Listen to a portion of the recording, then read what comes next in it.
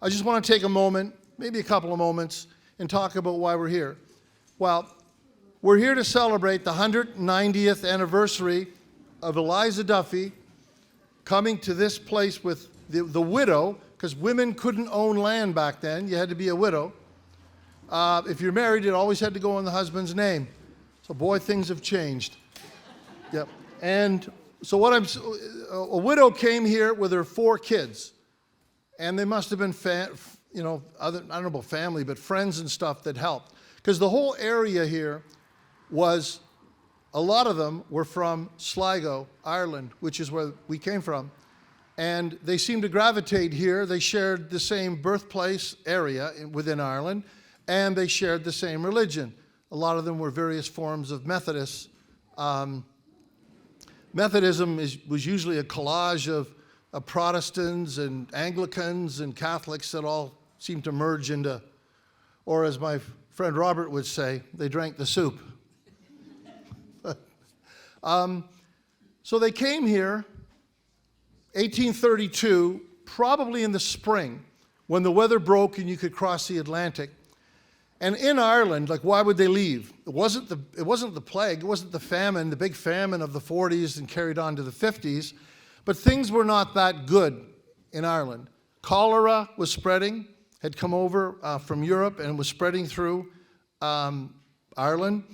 You had problems with respect to the land. Even though they didn't have the potato blight, the famine, you still had massive potato crop failures. It was regional, and it was hitting off and on. And the whole land situation. A lot of the land was owned by absentee landlords, and they had people managing their areas. And if you didn't own land, you had to lease it. And to lease the land, it was a very kind of corrupt thing that was going on. So you could never really get ahead. So you could just imagine, here's this, it was Andrew and Eliza Duffy with 4 kids.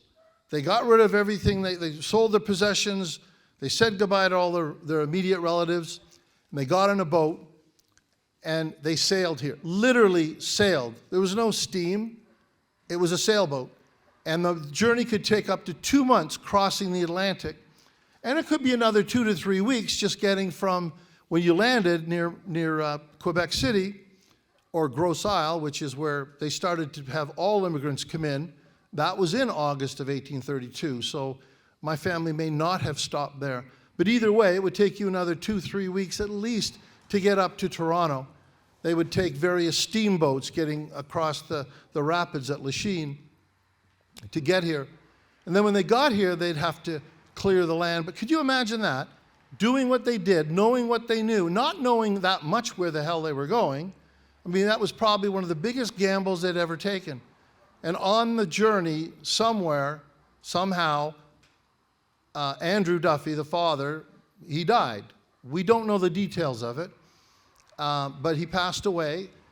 And it was on August 27th, 1832, so almost 192 years ago. I planned on doing this event on August 27th, but all the bicentennial catch-ups kind of really messed that up, and I'd have an empty room. So I said, you know what, we'll put it off and find a window. And thankfully, this one was suggested, and it worked well. So that's the story, and that's how they came here. And so what you're going to see is the first cabin that they lived in, and Eliza Duffy lived in that cabin until she died in 1872. It was disassembled, and it was added to this cabin, this log cabin, and I'll show you that when we do the tours. But so what we're doing here today, again, let's talk about, this whole event is courtesy of the newly founded Duffy Heritage Foundation and the Canada-Ireland Foundation.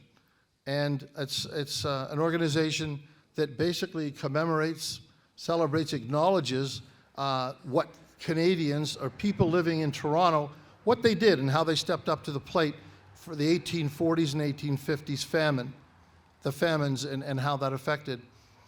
I mean, just to look at the impact before the famines that hit, and hopefully I get these numbers right, Robert, I think it was between 1810 and 1841 or 40, there was just under 500,000 Irish immigrants came to Canada.